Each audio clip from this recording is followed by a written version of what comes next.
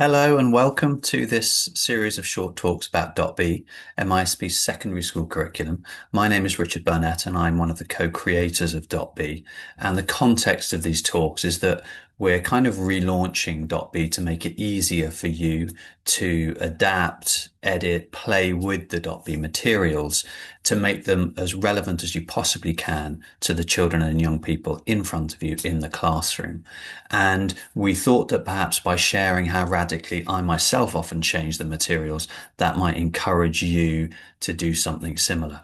A broader context to this is MISP's concern that as .B has become more established in the adult mindfulness world, it's increasingly being seen through that lens rather than through the lens of classroom teaching, which, as many of you will know, is a very different and distinct art. And we hope that this series of talks will kind of rekindle the sense of play, the sense of fun, the sense of humor even, which really underpinned .B when we wrote this, well over a decade ago. And we're going to do one talk on each of the lessons, but we thought it might be helpful to begin with by just running through a few of the underlying principles behind .B. And the first of these, as perhaps I've already suggested, is that .B is not and never has been a therapeutic intervention. We wrote it very much as an awareness raiser of mindfulness.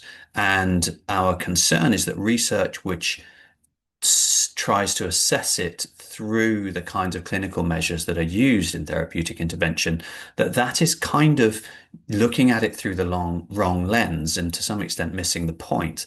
Because what we hope is that rather than teaching mindfulness as a kind of silver bullet for the mental health needs of a school, what we're hoping it will do is simply raise the awareness of what mindfulness is for children and young people to become aware that they have this capacity, they have this skill, and whether or not they use it that lesson, next week, next term, 20 years time, or not at all, that at least they remember fondly what mindfulness was when they touched upon it at school. And so in order to do that, it's really important that you make it your own.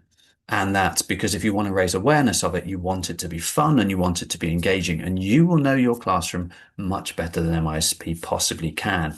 What you want is for the children to feel that even if mindfulness is not their bag, it's not for them, that at least they have a positive experience, a relatively positive experience, even if that experience is just a relief that this lesson is different from the others, that this lesson does not bring with it any expectation of attainment or achievement, which most school lessons inevitably have to do.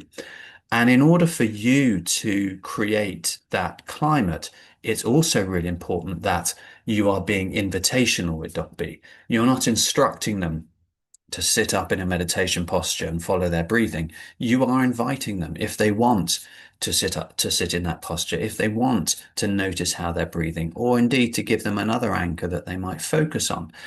But if they feel that you're trying to force them to do that, that's going to be difficult for you. Um, and part of that, I think, is the confidence that you have yourself in what you're teaching them.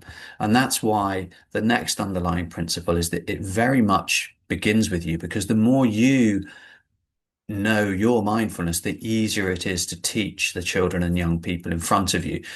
I think particularly with teenagers, they have very strong BS radars. They will know if you're not quite comfortable with what you're trying to teach them. Whereas if you're teaching them something which they see has made a difference to you, that you care about, then they will give you a chance.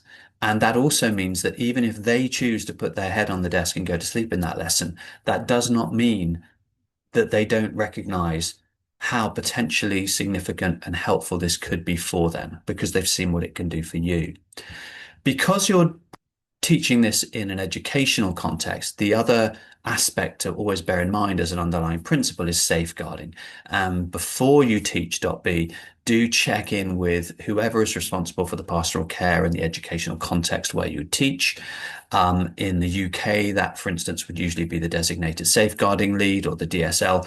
But I do also tend to check in with the school counsellor or colleagues or tutors who may have worked more closely with this group or individuals in this group. So I really feel going into lesson one that I know them as well as I can, that I have the resources to teach them as well as I can. But that doesn't mean that you don't go into it also with a sense of humor and a sense of perspective. And this is really important because I think one of the wonderful things about teaching .B in the classroom is it is this fusion of those moments, those pockets of stillness, those pockets of silence, those moments of heightened awareness and noticing, but they sit within the dynamic fabric of a normal classroom lesson. And that if you go into that lesson with a sense of enjoyment and a sense of play and a sense of fun, they will come out of that lesson with a sense of enjoyment and a sense of fun. And that is one of the things which we hope will raise their awareness in a way that feels positive. You are sowing the seeds, not trying to solve all of the problems in one go. So I hope that's helpful for you, and I hope to see you in the next short video, which will be on the introductory lesson. Thanks.